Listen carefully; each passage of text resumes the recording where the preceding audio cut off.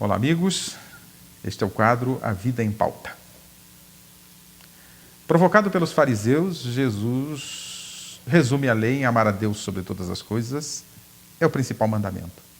E o segundo, semelhante a este, amar o teu próximo como a ti mesmo. Temos já conversado sobre este ensinamento de Jesus e temos dito que não dá para amar a Deus sem amar o próximo. E não dá para amar o próximo sem nos amar. E nesta direção, temos orientado nas nossas falas, inclusive neste quadro, em outros dias anteriores, que me amar é me reconhecer filho de Deus, um investimento de Deus. Esta é a parte teórica da compreensão deste amar. Mas vamos refletir um pouquinho mais sobre essa questão. Muitas vezes nós achamos que nos amamos, mas lamentamos o jeito que somos, lamentamos o nosso visual, lamentamos às vezes as nossas maneiras de pensar, porque ainda temos equívocos, ainda não temos o completo sentido desse amor, do amor incondicional, independente de qualquer situação. Mas pensando um pouquinho no próximo, pensemos nos nossos familiares. Nós amamos todos os nossos familiares? Às vezes gostamos de um filho e não gostamos de outro. Por quê? Porque um nos agrada, o outro não. Isso é amor. Pode ser até os primórdios do amor. Mas, na verdade, estamos abastecendo com este filho que nos agrada, atendendo uma necessidade nossa.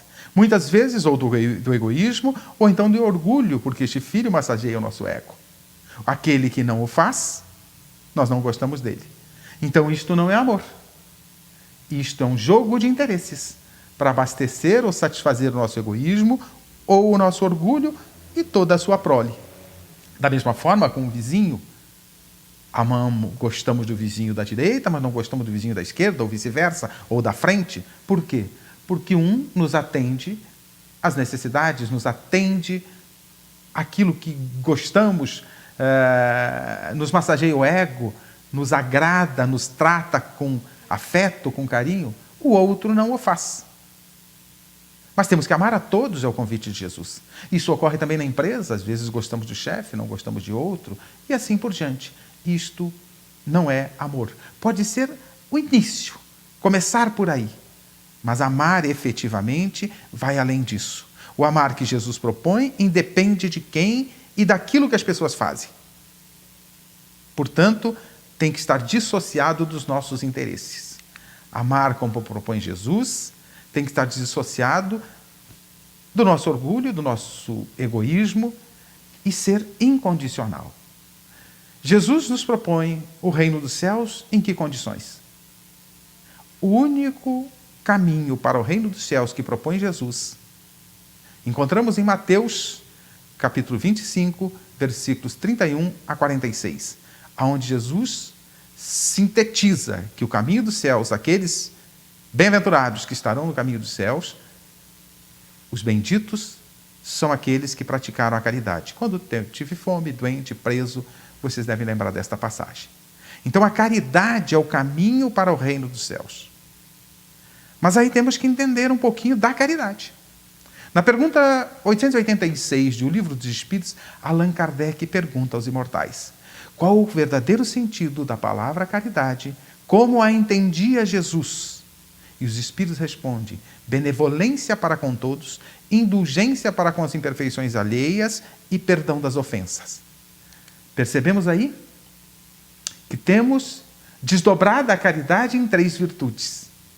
Esta é a chave, este é o raciocínio que devemos ter.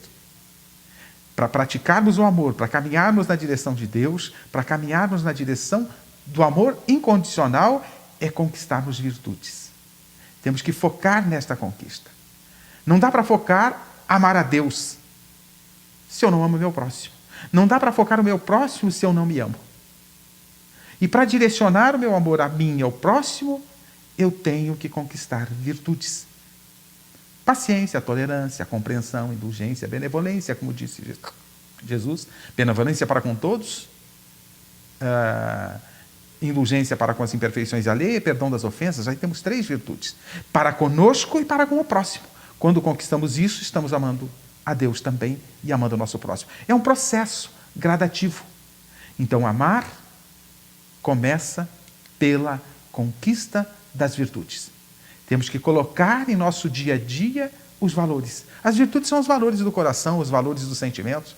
E para isso, Jesus nos trouxe as lições necessárias para todas as virtudes que precisamos, para o caminho que precisamos.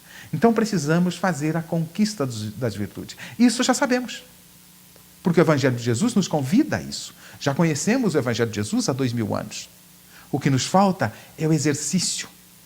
E a chave que eu gostaria de deixar agora para as nossas reflexões, para as minhas, que já tenho feito, e para vocês que estão nos dando o privilégio de nos assistir, é como conquistarmos as virtudes. O passo fundamental para a conquista das virtudes é começarmos a exercitar o gosto por elas, o prazer delas. É exercitarmos o prazer quando tomamos uma atitude de paciência para com alguém que, com o seu comportamento, com a sua atitude, teria tudo para nos tirar do sério, para nos desencaminhar, e nós podermos exercitar a paciência.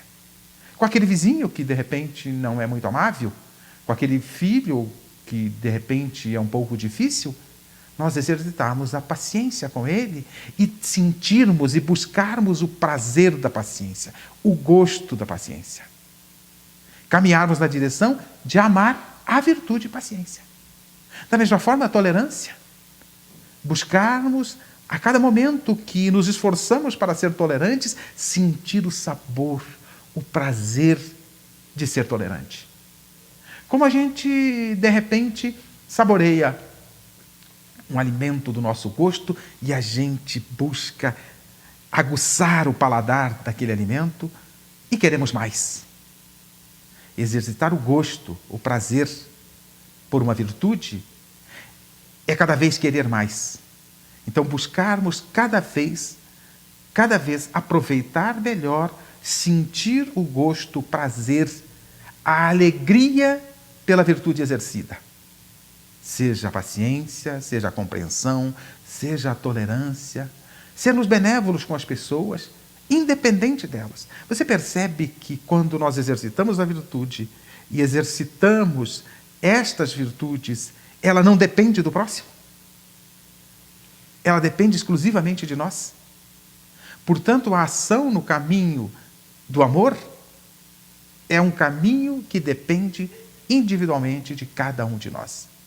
Então, que busquemos cada vez mais sentir o prazer por cada virtude exercida, por cada virtude adquirida, por cada virtude conquistada.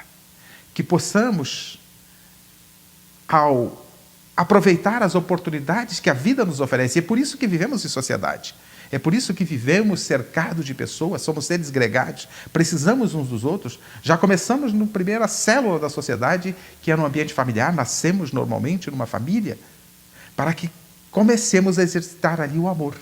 E é dentro da família, o que mais precisamos exercitar do que não as virtudes? As mais variadas. A gentileza, a tolerância, a compreensão, a benevolência, a compartilhar, a dividir com os outros. E precisamos, portanto, começar a sentir alegria em fazê-lo. Saborear este prazer. Conforme nós vamos gostando, nós vamos ampliando a execução, a ação nesta direção. Portanto, caminhar na direção de amar a Deus, amar ao próximo e amar a nós mesmos, começa pelo amor por nós e pelo próximo. E este amor se exercita conquistando as virtudes. Portanto, o meu convite é que exercitemos o amor pelas virtudes. Quando tivermos o amor, o gosto pelas virtudes, estaremos nos amando, apesar das nossas deficiências, e amando o próximo, apesar das suas próprias deficiências. Então, o convite, exercitar o amor pelas virtudes. Estaremos caminhando na direção do amor de Deus. Continue assistindo o nosso programa Espiritismo em Palavras Simples.